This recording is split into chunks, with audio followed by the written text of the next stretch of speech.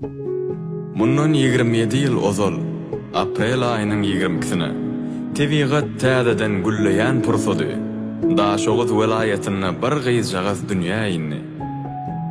Oňa en atasa ady ýaly ömrü hem süýjü şirin bolsun diýip adyny Gülşirin daktylar. Gülşirin maşgalanyň ilkinji gowanjy, uly perzendi bolup, izinden gelen iki sany gerçek ýigitlere jigilerini hemişe mähirli uýa we akylly maslahatçy boldy. Onuň ykbaly heniz 2 ýaşynda ak mermerli paýtagtymyz Aşgabada tarap ýol rowana boldy. Aşgabadyň goýnuny 31-nji orta mektebiň partasyna ilkinji harplary öwrenen Gülşirin bilim dünýäsine bolan höwesini Agahom teknikumynda dowam etdirýär.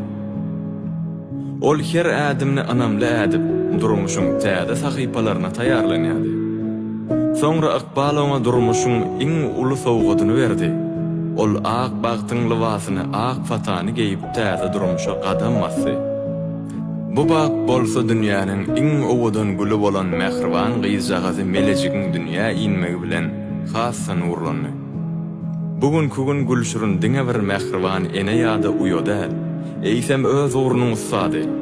Ol häzirki wagtda türkmen haýp media ulgamyny, zehinli bloger kökmüni, halkyň söýgüsini gazanýar.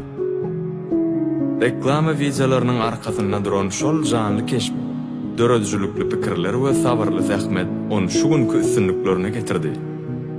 Gülşirin, seniň durmuş ertekiň hemişe owadan pursatlara baý bolsun.